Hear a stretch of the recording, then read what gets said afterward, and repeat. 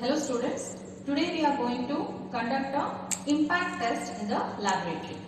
So before conducting the experiment, let us see what is impact force. Impact force means when two or more bodies, they collide. A high energy is applied over a short period of time.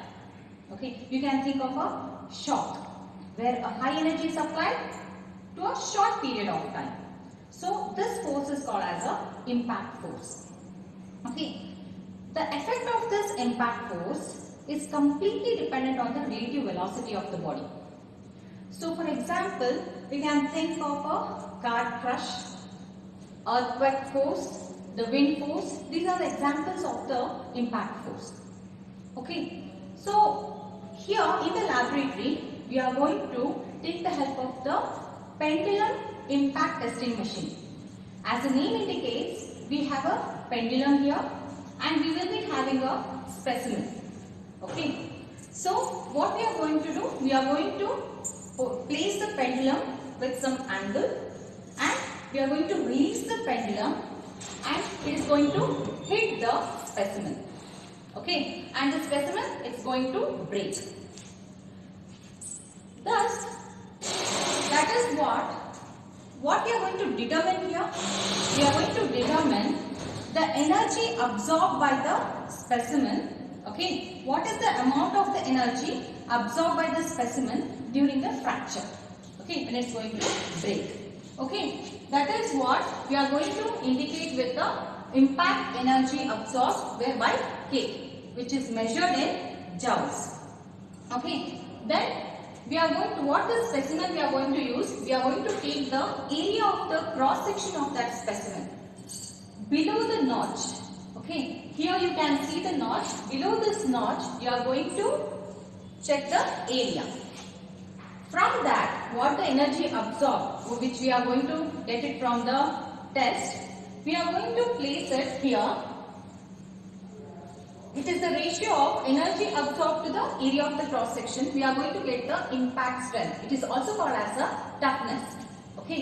Once we are going to get the toughness, we are able to determine the nature of the material. Is the material is brittle or the ductile in nature? Then here in this we have two types, the Charpy test and the Isoid test. The procedure remains same, the pendulum and hitting the specimen, but the positioning of the specimen and the notches used, it will be different. So coming to the Charpy test, here you can see the specimen of length 55 mm and the area of the cross section will be 10 by 10. And you can see the depth of the notch. Here we are using the U notch. In the Charpy test, we are using U notch, which is of depth 5 mm. And this specimen is prepared as per the Indian standard 1499 1977.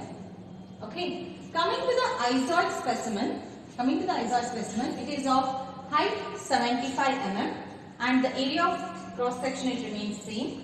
And here we have the V notch, which is of depth 2 mm.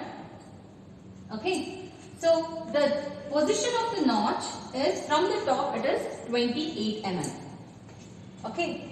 This specimen is prepared as per the IS standard, that is 1598 1977. So now we are going to conduct the test, both the tests, the Isoid as well as the Charpy test. First, let us conduct the Isoid test. Today we are going to conduct the Isoid test with the help of the Isoid specimen. This is the impact testing machine. Where you can see the column. This is a column, and to this column the pendulum is connected. Here you can see the pendulum. The pendulum is with the hammer head. The pendulum is with the hammer head. And this hammer head we are going to position with respect to 90 degree.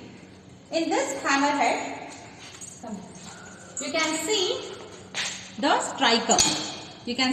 striker. This is a striker which is of flat end. This is a striker.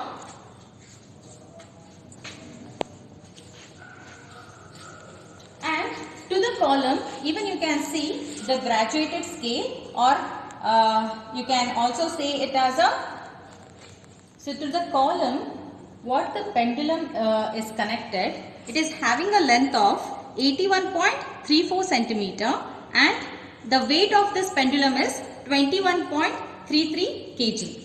Okay. So now before we conduct the test, okay, and one more thing we have to say, that this is the graduated scale. This is the graduated scale where you can see the isoid here and the chapi here, and they have given that one division is equal to 2 joules. You can see here the each division, you have from 0 to 10 you have 5 divisions. Each division makes 2 joules. Okay. This is the pointer where you can take the reading, and this is the holder to hold this pointer. Okay. So this is the release arm. This is the release arm to release the pendulum, and you can see the handbrake here. You can see the handbrake here to stop the pendulum. And this is the guard. This is the guard. Okay. And next, coming to the base. Here you can see at the bottom you can see the base, and on the top of base this is called as an anvil. To the anvil, okay, this is a support where you can place the specimen at the center.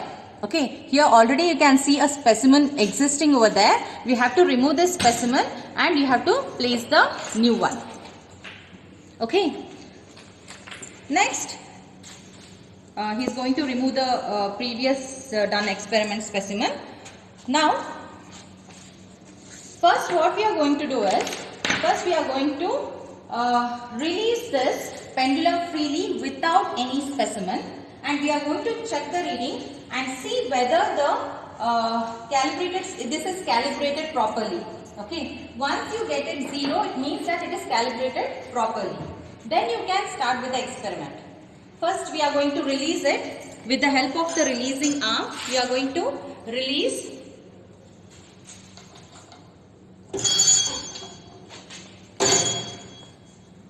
Okay, now you can check the reading.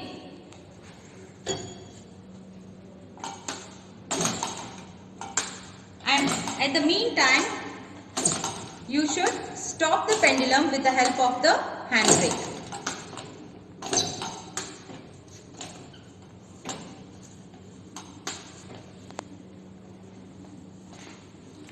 Okay, you can see the reading to be exactly 0. Okay. Yeah.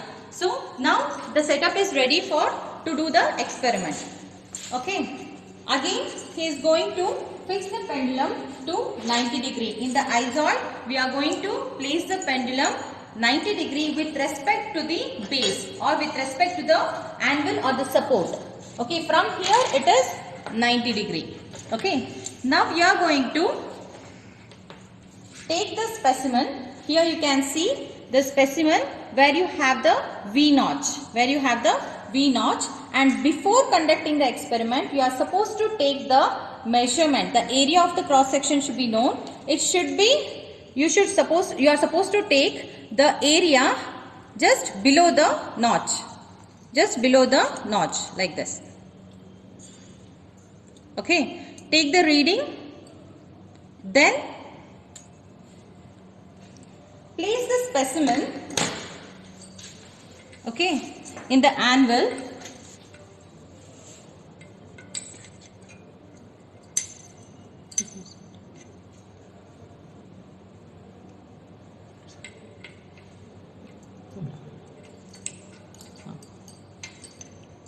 And with the help of this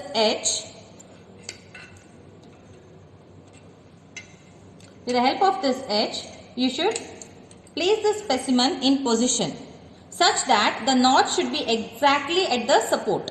Okay.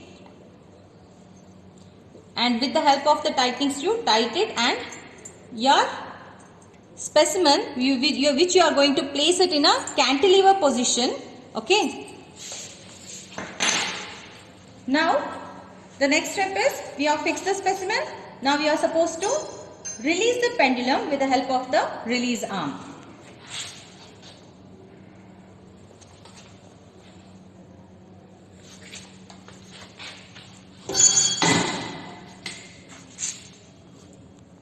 You can see the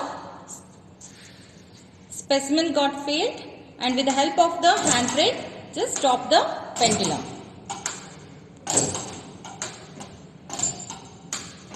And you should be very careful while doing this.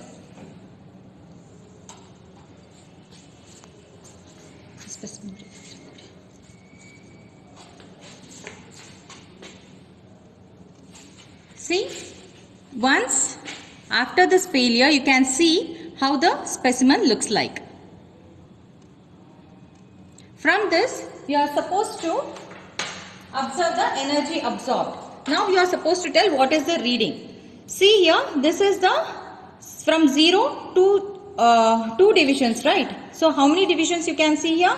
After 10, you can see 12, 14, 16 and 18. No, 14. 14. I think. Okay. If you exactly see at the front, it is 14. Okay. This is exactly at this point. So you can take it as 14. The energy absorbed will be 14 joules. Now we are going to conduct the Charpy test. Okay. With the same impact testing machine, we are going to conduct the Charpy test also. So first, in the Charpy test, we are going to keep the pendulum. We are going to keep the pendulum at 140 degree. Okay, at 140 degree. And the other thing is, here you are going to use the specimen. Okay, which is a U notch. Which is a U notch. The depth of the specimen is 5 mm. Okay, and this is called as a gauge. While placing this specimen, you should keep it in a simply supported position. Okay, and exactly at the center, this gauge will help you to place it exactly at the center. So first, we are going to place the pendulum at 140 degree.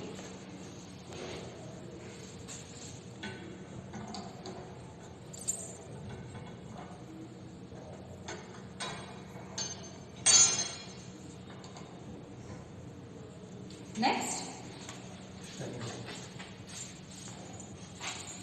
here you can see here this striking edge will be pointer. So pointer striking edge you can see here.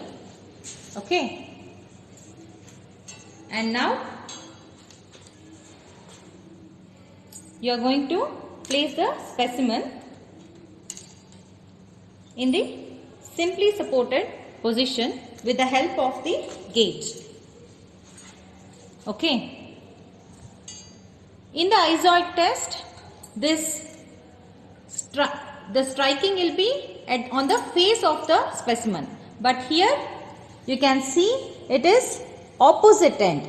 See here it is just opposite to the notch. You can see the other face where this opposite face here at this point the pendulum is going to hit. Okay. Now you are supposed to release the arm. Release the arm. Wait. Now release the arm.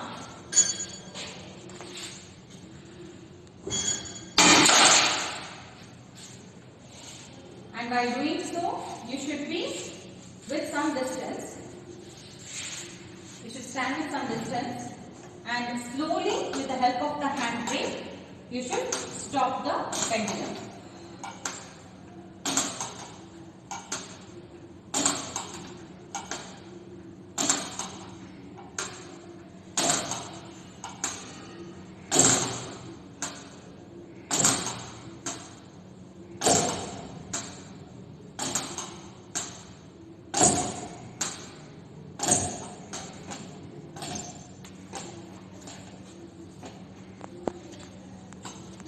and then you are supposed to take the reading with respect to Charpy. Here you can see that here this dial, it is with respect to Charpy, and the inner dial, it is with respect to the isoid.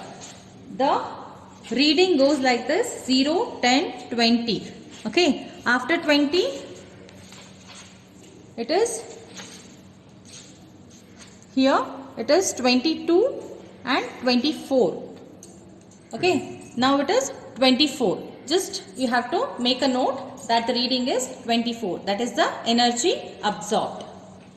24 joules.